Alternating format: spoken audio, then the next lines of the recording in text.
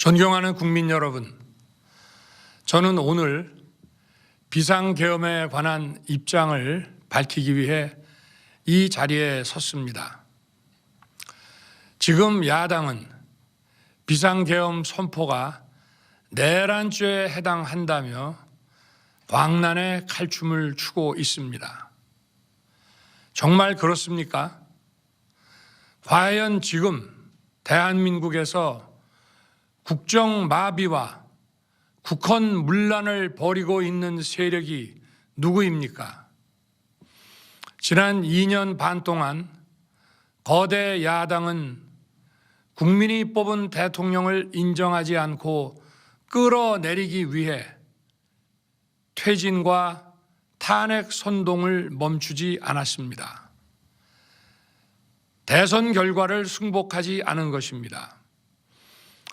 대선 이후부터 현재까지 무려 178회에 달하는 대통령 퇴진 탄핵 집회가 임기 초부터 열렸습니다.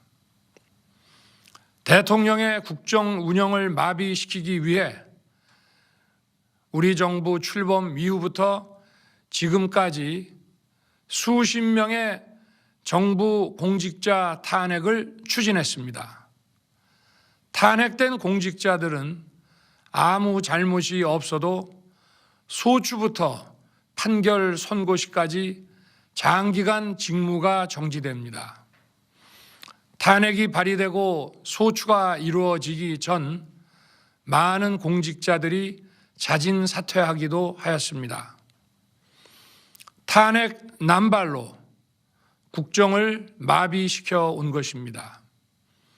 장관, 방통위원장 등을 비롯하여 자신들의 비위를 조사한 감사원장과 검사들을 탄핵하고 판사들을 겁박하는 지경에 이르렀습니다.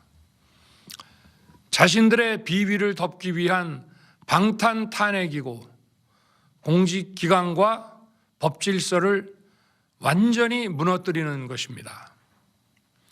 뿐만 아니라 위헌적 특검 법안을 27번이나 발의하면서 정치 선동 공세를 가해 왔습니다. 급기야는 범죄자가 스스로 자기에게 면죄부를 주는 셀프 방탄 입법까지 밀어붙이고 있습니다. 거대 야당이 지배하는 국회가 자유민주주의의 기반이 아니라 자유민주주의 헌정 질서를 파괴하는 괴물이 된 것입니다. 이것이 국정마비요, 국가 위기 상황이 아니면 무엇이란 말입니까? 이것뿐만이 아닙니다. 지금 거대 야당은 국가 안보와 사회 안전까지 위협하고 있습니다. 예를 들어 지난 6월 중국인 3명이 드론을 띄워 부산에 정박 중이던 미국 항공모함을 촬영하다 적발된 사건이 있었습니다. 이들의 스마트폰과 노트북에서는 최소 2년 이상 한국의 군사시설들을 촬영한 사진들이 발견됐습니다. 지난달 40일에는 40대 중국인이 드론으로 국정원을 촬영하다 붙잡혔습니다. 이 사람은 중국에서 입국하자마자 곧장 국정원으로 가서 이 같은 일을 벌인 것으로 확인됐습니다. 하지만 현행 법률로는 외국인의 간첩 행위를 간첩죄로 처벌할 길이 없습니다. 이러한 상황을 막기 위해 형법의 간첩죄 조항을 수정하려 하였지만 거대 야당이 완강히 가로막고 있습니다. 지난 정권 당시 국정원의 대공수사권을 박탈한 것도 모자라서 국가보안법 폐지도 시도하고 있습니다.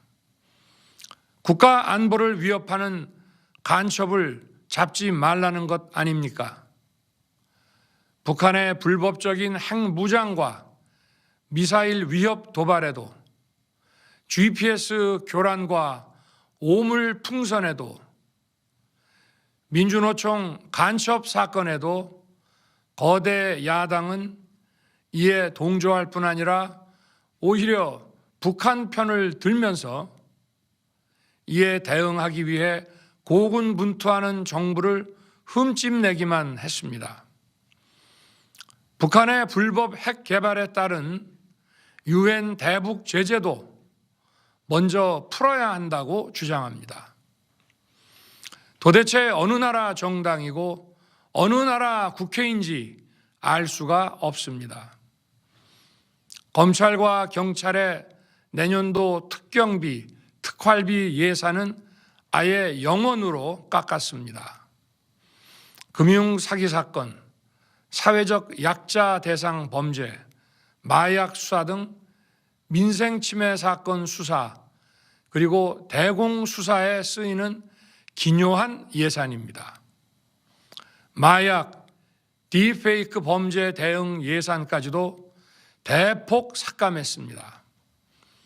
자신들을 향한 수사 방해를 넘어 마약 수사, 조폭 수사와 같은 민생 사범 수사까지 가로막는 것입니다. 대한민국을 간첩 천국, 마약 소굴, 조폭 나라로 만들겠다는 것 아닙니까? 이런 사람들이야말로 나라를 망치려는 반국가 세력 아닙니까? 그래놓고 자신들의 특권을 유지하기 위한 국회 예산은 오히려 늘렸습니다. 경제도 위기 비상 상황입니다. 거대 야당은 대한민국의 성장 동력까지 꺼뜨리려고 하고 있습니다. 민주당이 삭감한 내년 예산 내역을 보면 잘 알 수 있습니다. 원전 생태계 지원 예산을 삭감하고 체코 원전 수출 지원 예산은 무려 90%를 깎아버렸습니다. 차세대 원전 개발 관련 예산은 거의 전액을 삭감했습니다. 기초과학연구, 양자, 반도체, 바이오 등 미래 성장 동력 예산도 대폭 삭감했습니다. 동해가스전 시추 예산, 이른바 대왕고래 사업 예산도 사실상 전액 삭감했습니다. 청년 일자리 지원 사업, 취약계층 아동 자산 형성 지원 사업, 아이들 돌봄 수당까지 손을 댔습니다. 산업 생태계 조성을 위한 혁신 성장 펀드, 강소기업 육성 예산도 삭감했습니다. 재해 대책 예비비는 무려 1조 원을 삭감하고 팬데믹 대비를 위한 백신 개발과 관련 R&D 예산도 깎았습니다. 이처럼 지금 대한민국은 거대 야당의 의회 독재와 폭거로 국정이 마비되고 사회 질서가 교란되어 행정과 사법의 정상적인 수행이 불가능한 상황입니다. 국민 여러분, 여기까지는 국민 여러분께서도 많이 아시고 계실 것입니다. 하지만 제가 비상계엄이라는 엄중한 결단을 내리기까지 그동안 직접 차마 밝히지 못했던 더 심각한 일들이 많이 있습니다. 작년 하반기 선거관리위원회를 비롯한 헌법기관들과 정부기관에 대해 북한의 해킹 공격이 있었습니다. 국가정보원이 이를 발견하고 정보 유출과 전산 시스템 안전성을 점검하고자 했습니다. 다른 모든 기관들은 자신들의 참관하에 국정원이 점검하는 것에 동의하여 시스템 점검이 진행되었습니다. 그러나 선거관리위원회는 헌법기관임을 내세우며 완강히 거부하였습니다. 그러다가 선관위의 대규모 채용 부정 사건이 터져 감사와 수사를 받게 되자 국정원의 점검을 받겠다고 한 발 물러섰습니다. 그렇지만 전체 시스템 장비의 아주 일부분만 점검에 응하였고 나머지는 불응했습니다. 시스템 장비 일부분만 점검했지만 상황은 심각했습니다. 국정원 직원이 해커로서 해킹을 시도하자 얼마든지 데이터 조작이 가능하였고 방화벽도 사실상 없는 것이나 마찬가지였습니다. 비밀번호도 아주 단순하여 1, 2, 3, 4, 5 같은 식이었습니다. 시스템 보안관리 회사도 아주 작은 규모의 전문성이 매우 부족한 회사였습니다. 저는 당시 대통령으로서 국정원의 보고를 받고 충격에 빠졌습니다. 민주주의 핵심인 선거를 관리하는 전산 시스템이 이렇게 엉터리인데 어떻게 국민들이 선거 결과를 신뢰할 수 있겠습니까? 선관위도 국정원의 보안 점검 과정에 입회하여 지켜보았지만 자신들이 직접 데이터를 조작한 일이 없다는 변명만 되풀이할 뿐이었습니다.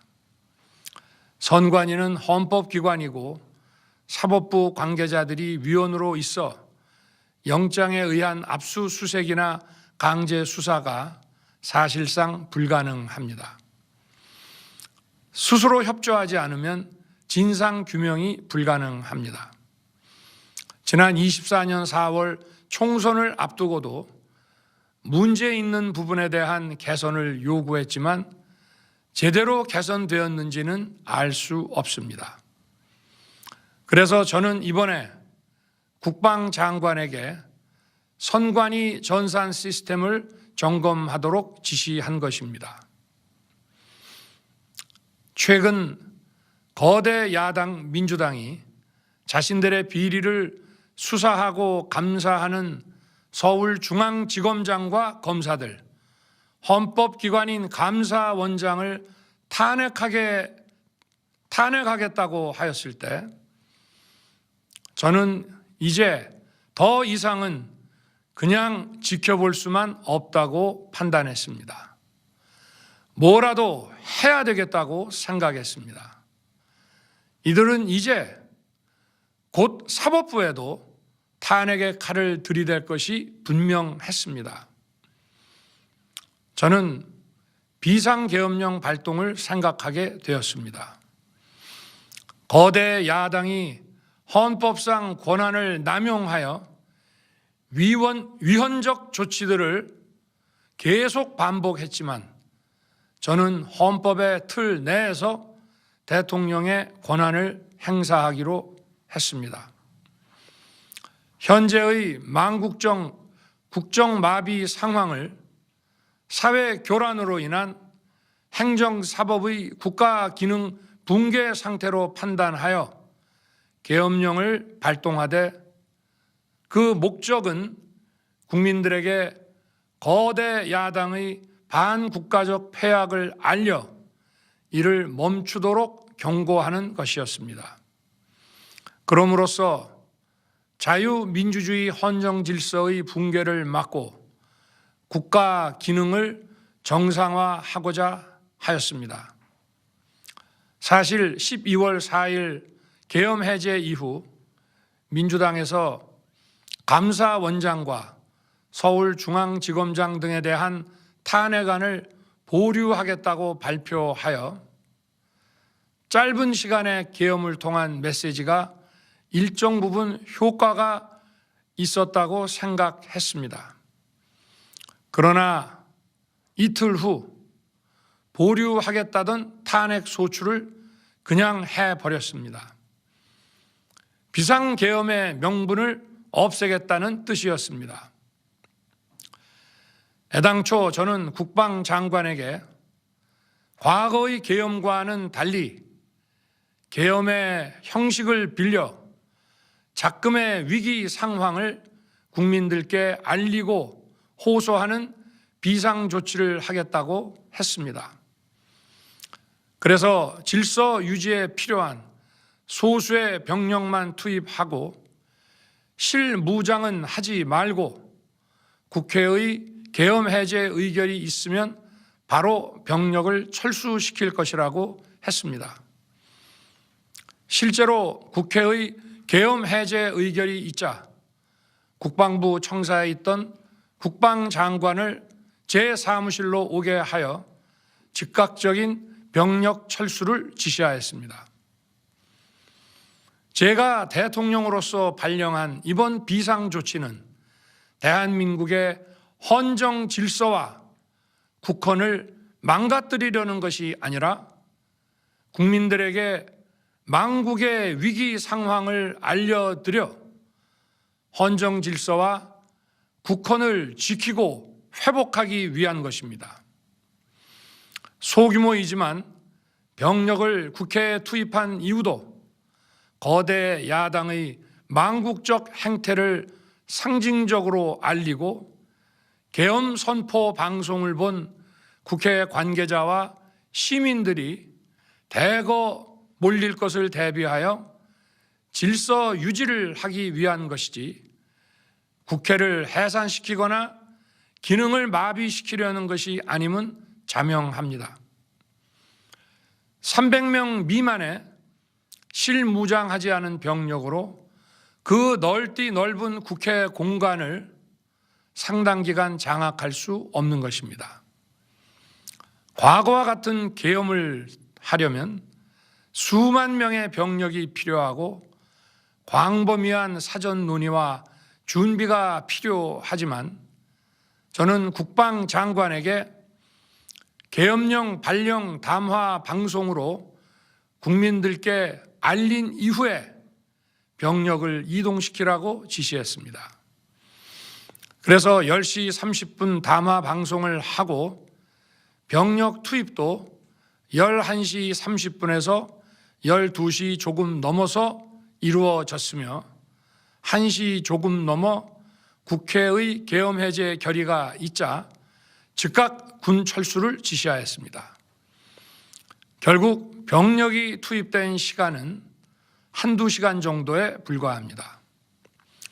만일 국회 기능을 마비시키려 했다면 평일이 아닌 주말을 기해서 계엄을 발동했을 것입니다. 국회 건물에 대한 단전 단수 조치부터 취했을 것이고 방송 송출도 제한했을 것입니다. 그러나 그 어느 것도 하지 않았습니다. 국회에서 정상적으로 심의가 이루어졌고 방송을 통해 온 국민이 국회 상황을 지켜보았습니다. 자유민주 헌정 질서를 회복하고 수호하기 위해 국민들께 망국적 상황을 호소하는 불가피한 비상조치를 했지만 사상자가 발생하지 않도록 안전사고 방지에 만전을 기하도록 하였고 사병이 아닌 부사관 이상 정예 병력만 이동시키도록 한 것입니다. 저는 이번 비상계엄을 준비하면서 오로지 국방장관하고만 논의하였고 대통령실과 내각 일부 인사에게 선포 직전 국무회의에서 알렸습니다. 각자의 담당 업무 관점에서 우려되는 반대 의견 개진도 많았습니다. 저는 국정 전반을 보는 대통령의 입장에서 현 상황에서 이런 조치가 불가피하다고 설명했습니다. 군 관계자들은 모두 대통령의 비상계엄 발표 이후 병력 이동 지시를 따른 것이니만큼 이들에게는 전혀 잘못이 없습니다. 그리고 분명히 말씀드리지만 저는 국회 관계자의 국회 출입을 막지 않도록 하였고, 그래서 국회의원과 엄청나게 많은 인파가 국회 마당과 본관, 본회의장으로 들어갔고 계엄해제 안건 심의도 진행된 것입니다. 그런데도 어떻게든 내란죄를 만들어 대통령을 끌어내리기 위해 수많은 허위 선동을 만들어내고 있습니다. 도대체 2시간짜리 내란이라는 것이 있습니까? 질서 유지를 위해 소수의 병력을 잠시 투입한 것이 폭동이란 말입니까? 거대 야당이 거짓 선동으로 탄핵을 서두르는 이유가 무엇이겠습니까? 단 하나입니다. 거대 야당 대표의 유죄 선고가 임박하자 대통령의 탄핵을 통해 이를 회피하고 조기 대선을 치르려는 것입니다. 국가 시스템을 무너뜨려서라도 자신의 범죄를 덮고 국정을 장악하려는 것입니다. 이야말로 국헌문란 행위 아닙니까?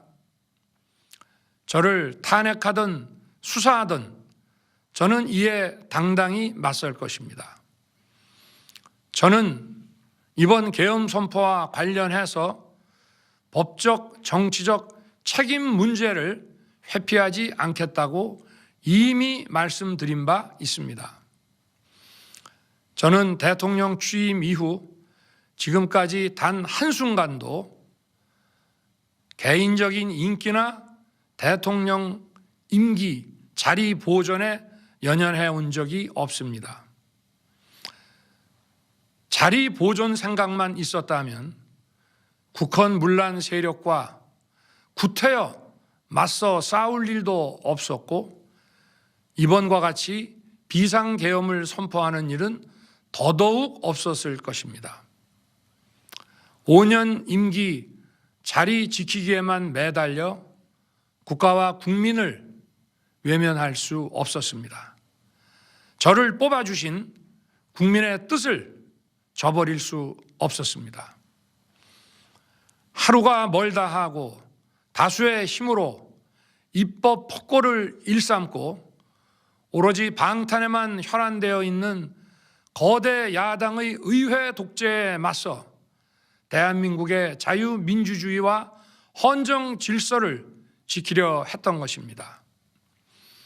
그 길밖에 없다고 판단해서 내린 대통령의 헌법적 결단이자 통치 행위가 어떻게 내란이 될 수 있습니까? 대통령의 비상계엄 선포권 행사는 사명권 행사, 외교권 행사와 같은 사법심사의 대상이 되지 않는 통치 행위입니다. 국민 여러분, 지금 야당은 저를 중범죄자로 몰면서 당장 대통령직에서 끌어내리려 하고 있습니다. 만일 망국적 국헌문란 세력이 이 나라를 지배한다면 어떤 일이 벌어지겠습니까? 위헌적인 법률, 셀프 면죄부 법률, 경제 폭망 법률들이 국회를 무차별 통과해서 이 나라를 완전히 부술 것입니다. 원전 산업, 반도체 산업을 비롯한 미래 성장 동력은 고사될 것이고 중국산 태양광 시설들이 전국의 살림을 파괴할 것입니다. 우리 안보와 경제의 기반인 한미 동맹, 한미일 공조는 또다시 무너질 것입니다. 북한은 핵과 미사일을 고도화하여 우리의 삶을 더 심각하게 위협할 것입니다. 그러면 이 나라 대한민국의 미래가 어떻게 되겠습니까? 간첩이 활개치고 마약이 미래 세대를 망가뜨리고 조폭이 설치는 그런 나라가 되지 않겠습니까? 지금껏 국정 마비와 국헌 문란을 주도한 세력과 범죄자 집단이 국정을 장악하고 대한민국의 미래를 위협하는 일만큼은 어떤 일이 있어도 막아야 합니다. 저는 끝까지 싸울 것입니다. 국민 여러분, 국정 마비의 망국적 비상 상황에서 나라를 지키기 위해, 국정을 정상화하기 위해 대통령의 법적 권한으로 행사한 비상계엄 조치는 대통령의 고도의 정치적 판단이고 오로지 국회의 해제 요구만으로 통제할 수 있는 것입니다. 이것이 사법부의 판례와 헌법학계의 다수 의견임을 많은 분들이 알고 있습니다. 저는 국회 해제 요구를 즉각 수용했습니다. 계엄 발령 요건에 관해 다른 생각을 가지고 계신 분들도 있습니다만, 나라를 살리려는 비상 조치를 나라를 망치려는 내란 행위로 보는 것은 여러 헌법학자와 법률가들이 지적하는 바와 같이 우리 헌법과 법 체계를 심각한 위험에 빠뜨리는 것입니다. 저는 묻고 싶습니다. 지금 여기저기서 광란에 칼춤을 추는 사람들은 나라가 이 상태에 오기까지 어디서 도대체 무엇을 했습니까? 대한민국의 상황이 위태롭고 위기에 놓여 있다는 생각도 전혀 하지 않았다는 말입니까? 공직자들에게 당부합니다. 엄중한 안보 상황과 글로벌 경제 위기에서 국민의 안전과 민생을 지키는 일에 흔들림 없이 매진해 주시기 바랍니다. 국민 여러분, 지난 2년 반 저는 오로지 국민만 바라보며 자유민주주의를 지키고 재건하기 위해 불의와 부정, 민주주의를 가장한 폭거에 맞서 싸웠습니다. 피와 땀으로 지켜온 대한민국, 우리의 자유민주주의를 지키는 길에 모두 하나가 되어 주시길 간곡한 마음으로 호소드립니다. 저는 마지막 순간까지 국민 여러분과 함께 싸우겠습니다. 짧은 시간이지만 이번 계엄으로 놀라고 불안하셨을 국민 여러분께 다시 한번 사과드립니다. 국민 여러분에 대한 저의 뜨거운 충정만큼은 믿어 주십시오. 감사합니다.